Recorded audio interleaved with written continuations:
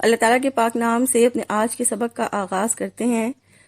پارہ نمبر 2 ہے سورہ البقرہ اور آیت نمبر 228 228۔ ارشاد باری تعالیٰ ہے وَالْمُطَلَّقَاتُ يَتَرَبَّصْنَ بِأَنفُسِهِنَّ ثَلَاثَةَ قُرُوءٍ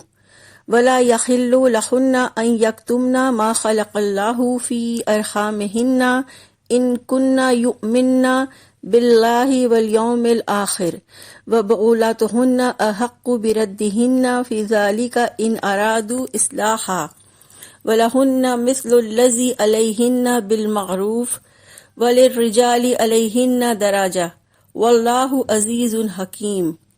لفظی ترجمہ ہے والمطلقات اور طلاق یافتہ عورتیں یتربصن وہ انتظار میں رکھیں بانفسہن اپنے آپ کو ثلاثۃ قروء 3 حیض ولا یحل اور نہیں جائز لہن ان کے لیے ان یکتمنا یہ کہ وہ چھپائیں ما خلق اللہ جو پیدا کیا اللہ تعالیٰ نے فی ارحامہن ان کے رحموں میں ان اگر کننا ہوں وہ عورتیں یؤمننا ایمان رکھتی باللہ اللہ تعالیٰ پر والیوم الآخر اور یوم آخرت پر وبعولاتہن اور ان کے خاوند احق زیادہ حقدار ہیں بردہن ان کو لوٹانے کے فی ذالک اس میں ان اگر ارادو وہ سب ارادہ کر لیں اصلاح صلح کا وَلَهُنَّ اور ان کے لیے مثل الذی جس طرح علیہن ان پر ہے بالمعروف دستور کے مطابق وَلِلرِّجَالِ اور مردوں کو علیہن ان پر درجہ ایک درجہ حاصل ہے واللہ اور اللہ تعالی عزیز بہت غالب حکیم نہایت حکمت والا ہے۔ بامحاورہ ترجمہ ہے اور طلاق یافتہ عورتیں اپنے آپ کو 3 حیض تک انتظار میں رکھیں اور ان کے لیے جائز نہیں کہ وہ اس چیز کو چھپائیں جس کو اللہ تعالیٰ نے ان کے رحموں میں پیدا کیا ہے اگر وہ اللہ تعالیٰ اور آخرت کے دن پر ایمان رکھتی ہوں اور ان کے شوہر اس دوران میں انہیں واپس لینے کے زیادہ حقدار ہیں اگر وہ اصلاح کا ارادہ رکھتے ہوں اور عورتوں کو بھی معروف کے مطابق ویسے ہی حقوق ہیں جیسے ان کے اوپر حق ہے اور مردوں کا ان پر ایک درجہ ہے اور اللہ تعالیٰ سب پر غالب کمال حکمت والا ہے۔ اس آیت مبارکہ کا شان نزول ہے اسماء بنت یزید بن سکن انصاریہ رضی اللہ عنہا سے روایت ہے کہ رسول اکرم صلی اللہ علیہ وآلہ وسلم کے زمانہ میں عورت کو طلاق دی جاتی تھی اور مطلقہ یعنی طلاق شدہ عورت کی کوئی عدت نہیں تھی۔ اس پر اللہ تعالیٰ نے طلاق کے لیے عدت نازل فرمائی یعنی طلاق دی ہوئی عورتیں 3 حیض تک عدت گزاریں۔ فرمایا والمطلقات یتربصن بانفسہن ثلاثۃ قروء اور طلاق یافتہ عورتیں اپنے آپ کو 3 حیض تک انتظار میں رکھیں۔ یہاں ان طلاق یافتہ عورتوں کی عدت کا حکم بیان کیا گیا ہے جو حاملہ نہ ہوں کیونکہ حاملہ کی عدت وضع حمل تک ہے، اور اسی طرح سے وہ عورتیں جن کو رخصتی سے پہلے یعنی دخول سے پہلے طلاق نہ دی گئی ہو، اور ایسی عورتیں جن کو حیض آنا بند نہ ہوا ہو، جن کو حیض آنا شروع ہو چکا ہو، یہ ان کی عدت بیان کی گئی ہے۔ طلاق کی عدت 3 قروء ہے۔ قروء سے مراد 3 حیض بھی ہو سکتے ہیں اور 3 طہر بھی، دونوں معنوں کی گنجائش ہے۔ انتظار میں رکھنے سے مراد یہ ہے کہ طلاق یافتہ عورتیں 3 حیض تک دوسری جگہ شادی کرنے سے خود کو روکیں۔ پھر فرمایا وَلَا يَحِلُّ لَهُنَّ أَن يَكْتُمْنَ مَا خَلَقَ اللَّهُ فِي أَرْحَامِهِنَّ اور ان کے لیے جائز نہیں کہ وہ اس چیز کو چھپائیں جس کو اللہ تعالیٰ نے ان کے رحموں میں پیدا کیا ہے۔ آیت مبارکہ کے اس حصے سے پتہ چلتا ہے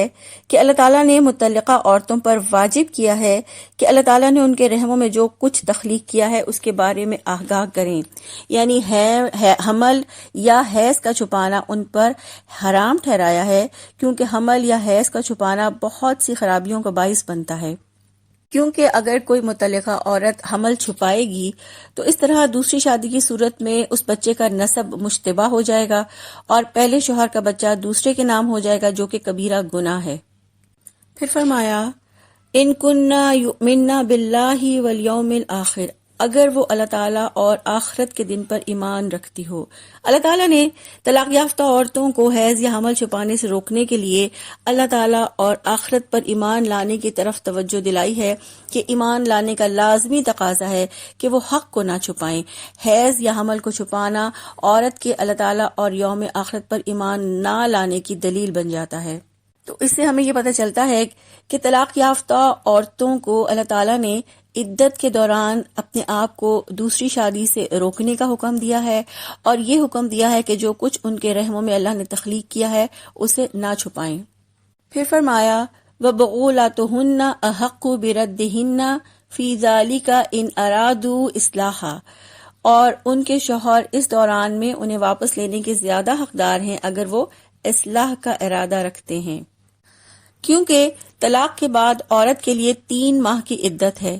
اس عدت میں شوہر چاہے تو رجوع کر سکتا ہے اگر اس نے 1 یا 2 طلاقیں دی ہوں، البتہ تیسری طلاق کے بعد رجوع کا حق نہیں ہے۔ تو طلاق یافتہ عورتوں کے شوہر انہیں زوجیت میں واپس لینے کا حق رکھتے ہیں جب تک وہ عدت میں ہوں۔ اس وقت تک ان کے شوہر ان سے رجوع کا حق رکھتے ہیں اگر وہ اصلاح کا ارادہ رکھتے ہوں، یعنی اگر شوہر رغبت رکھتے ہوں، الفت اور محبت کا جذبہ رکھتے ہوں تو ان کو رجوع کرنے کا حق حاصل ہے۔ لیکن اگر رجوع سے ان کا مقصد اصلاح کرنا نہیں ہے، وہ صرف بیوی کو نقصان پہنچانے اور عدت کو لمبا کرنے کے لیے رجوع کرتے ہیں تو یہ ان کے لیے جائز نہیں ہے۔ اس طرح ایک طلاق دینے والے شوہر کا یہ فرض ہے کہ جب وہ رجوع کرے تو خالص نیت سے کرے اور رجوع سے عورت کو تکلیف اور اذیت دینا مقصود نہ ہو۔ پھر فرمایا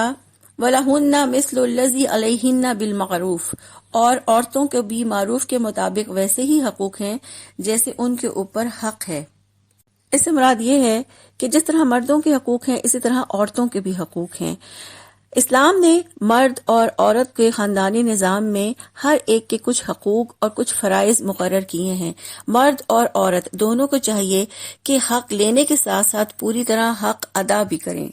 سورہ النساء کی آیت نمبر 1 میں اللہ رب العزت فرماتے ہیں، اے لوگو اپنے رب سے ڈرو جس نے تمہیں ایک جان سے پیدا کیا اور اسی سے اس کی بیوی پیدا کی، اور اس نے ان دونوں میں سے بہت سے مرد اور عورتیں پھیلا دیے، اور اللہ تعالیٰ سے ڈر کر رہو جس کے واسطے سے تم ایک دوسرے سے سوال کرتے ہو، اور رشتہ داری کو بگاڑنے سے بھی ڈرو، بلا شبہ اللہ تعالیٰ تم پر ہمیشہ سے پورا نگہبان ہے۔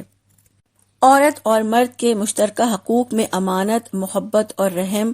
باہمی اعتماد، شگفتگی، معاملات میں نرمی شامل ہے۔ قرآن حکیم میں سب سے پہلے اور سب سے زیادہ تفصیل کے ساتھ جو احکامات بیان کیے گئے ہیں وہ خاندانی نظام اور عائلی معاملات ہی سے متعلق ہیں، اس لیے کہ انسانی تمدن کی جڑ اور بنیاد یہی ہے، یہاں سے ہی خاندان بنتا ہے، اور خاندانوں کے اجتماع کا نام معاشرہ ہے۔ خاندان کے ادارے میں اگر اصلاح اور فلاح ہوگی تو معاشرے میں بھی اصلاح اور فلاح نظر آئے گی، اور اگر خاندان کے ادارے میں فساد، بے چینی، ظلم اور ناانصافی ہوگی، میاں اور بیوی میں جھگڑے ہو رہے ہوں گے تو پھر وہاں اولاد کی تربیت بھی صحیح نہیں ہو سکتی، اور پھر اس طرح اس کا عکس پورے معاشرے پر پڑتا ہے۔ اسلام وہ واحد مذہب ہے جس نے عورتوں کو بے شمار حقوق دیے ہیں، لیکن ہمارے معاشرے میں ان کے یہ حقوق نظر انداز کر دیے جاتے ہیں۔ اس کی ایک وجہ تو یہ ہے کہ ہمارے ذہنوں پر ابھی تک ہمارا ہندوانہ پس منظر مسلط ہے، کیونکہ ہندوؤں کے معاشرے میں عورت کی قطعاً کوئی حیثیت ہی نہیں۔ وراثت کا حق تو بہت دور کی بات ہے، اسے تو اپنے شوہر کی موت کے بعد زندہ رہنے کا حق بھی حاصل نہیں، اور اسے شوہر کی چتا کے ساتھ ہی جل جانا ہوتا ہے۔ آج مسلم معاشرے میں جو ایسی تحریکیں پروان چڑھ رہی ہیں، مثلا آزادی نسواں، حقوق نسواں یا مساوات مرد و زن، جیسے میرا جسم میری مرضی، یہ اسی وجہ سے ہے کہ خواتین کو ان کے وہ حقوق نہیں دیے جا رہے جو اللہ اور اس کے رسول صلی اللہ علیہ وآلہ وسلم نے ان کے لیے مقرر کیے ہیں۔ حضرت ابو ہریرہ رضی اللہ عنہ سے روایت ہے کہ رسول اللہ صلی اللہ علیہ وآلہ وسلم نے فرمایا، ایمان کے اعتبار سے مومنوں میں سب سے کامل مومن وہ ہے جس کا اخلاق سب سے اچھا ہے، اور تم میں سب سے بہتر وہ ہے جو اپنی عورتوں کے لیے بہتر ہے۔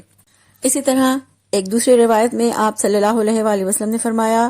عورتوں کے حق میں وصیت قبول کرو، عورت پسلی کی ہڈی سے پیدا کی گئی ہے، اور پسلی میں اوپر کا حصہ زیادہ ٹیڑھا ہوتا ہے، اگر اسے سیدھا کرنا چاہو گے تو توڑ دو گے، اور اگر اسے چھوڑو گے تو وہ برابر ٹیڑھی ہی رہے گی، پھر عورتوں کے حق میں یہ وصیت قبول کر لو۔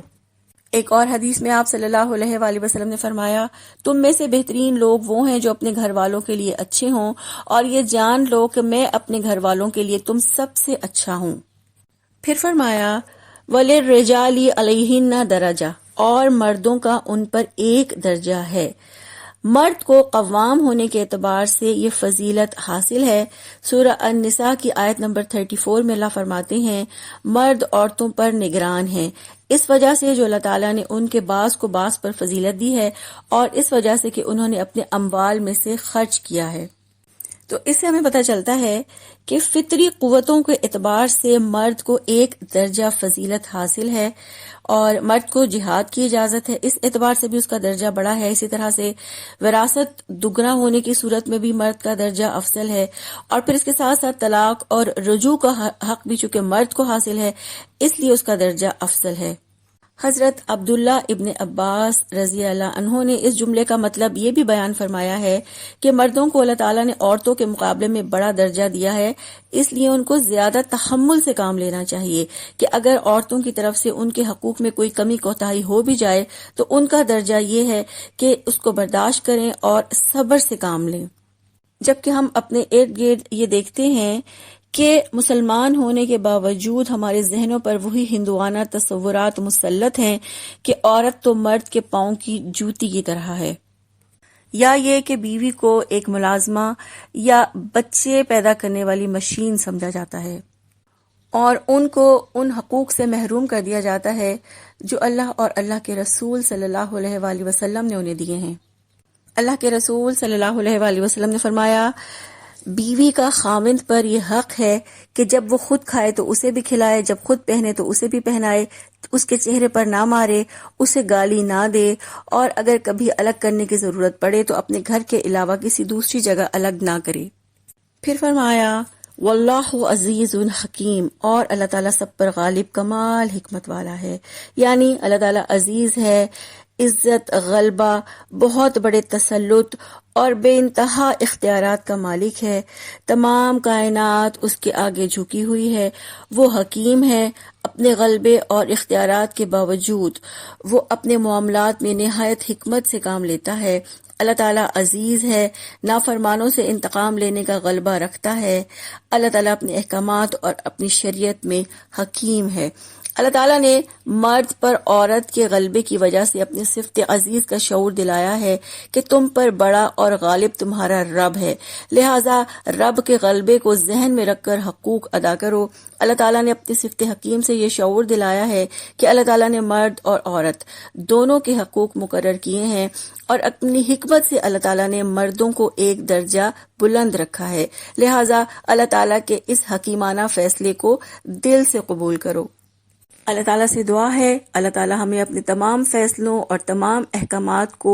دل سے قبول کرنے، ان پر عمل کرنے اور انہیں آگے پہنچانے کی توفیق عطا فرمائے، اور اس کے ساتھ ساتھ طلاق کے معاملات، طلاق کے احکامات اور عدت کے احکامات کو بھی صحیح طریقے سے سمجھنے کی توفیق عطا فرمائے، آمین۔ سبحانک اللہم و بحمدک، نشہد ان لا الہ الا انت، نستغفرک و نتوب الیک۔ السلام علیکم و رحمۃ اللہ وبرکاتہ۔